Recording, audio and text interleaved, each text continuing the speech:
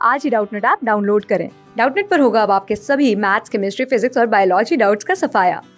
बस अपने क्वेश्चन की फोटो खींचो, उसे क्रॉप करो और तुरंत वीडियो सोल्यूशन पाओ। Download now. In the following question, out of the four alternatives, select the alternative which will improve the bracketed part of the sentence. In case no improvement is needed, select no improvement. तो देखो इस question में हमें करना क्या है। यहाँ पर एक सेंटेंस गिवन है और इस सेंटेंस के अंदर एक पार्ट को ब्रैकेट में रखा गया है। यहाँ पर देखिए, ये सेंटेंस का जो पार्ट है हमारा, ये ब्रैकेट में से रखा गया है। तो हमें देखना है कि क्या इस पार्ट में कोई सुधार की जरूरत है, क्या यहाँ पर इंप्रूवमेंट की कोई रिक्वायरमेंट है। तो अगर पूरे सेंटेंस को पढ़ने के बाद हमें लगता है कि ये ब्रैकेटेड पार्ट भी अपने जगह पे सही है, ग्रामेटिकली ये करेक्ट है, यहाँ पर सुधार की कोई जरूरत नहीं है, तो उस केस में हम नो इम्प्रूवमेंट वाले ऑप्शन को सिलेक्ट करेंगे।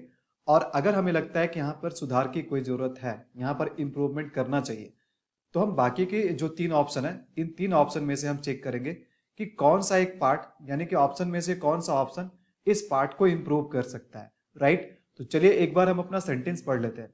सेंटेंस है, he had had a short illness, there had been a brief time of acute suffering, then all was over.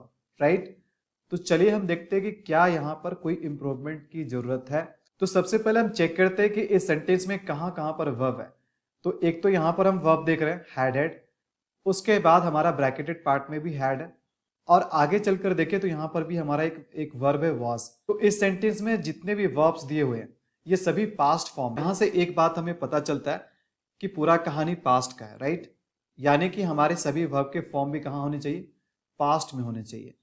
तो अगर हम ऑप्शन को चेक करें तो ऑप्शन जो हमारा पहला ऑप्शन है, ये देखो हैव है, और हैव यानी क्या है, V1 है, और V1 हम कहाँ यूज करते हैं, प्रेजेंट में। तो ऑप्शन 1 तो हमारा नहीं हो सकता है क्योंकि पूरा कहानी पास्ट में जा रहा है। ऑप्शन 2 को देखें तो यहां पर भी हैव है, तो ये भी ऑप्शन कैंसिल हो जाता है। राइट, तो हमारे पास एक ऑप्शन 3 ही बचता है जो कि पास्ट में दिया हुआ है।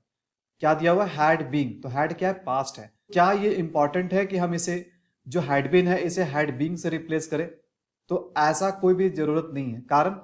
कारण ये है कि हैड जो है ये हैव का ही एक फॉर्म है, और हम जानते हैं कि हैव के किसी भी फॉर्म के बाद जो हमारा वर्ब आता है उसे हमें हमेशा थर्ड फॉर्म में रखना पड़ता है।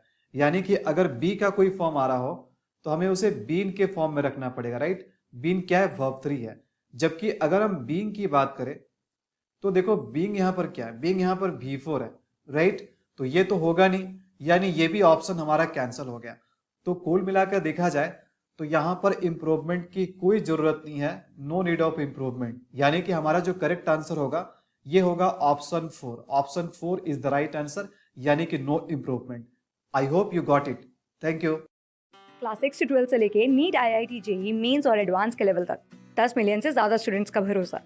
आज ही डाउनलोड करें डाउटनेट ऐप या व्हाट्सएप कीजिए अपने डाउट्स 8400 400 400 पर।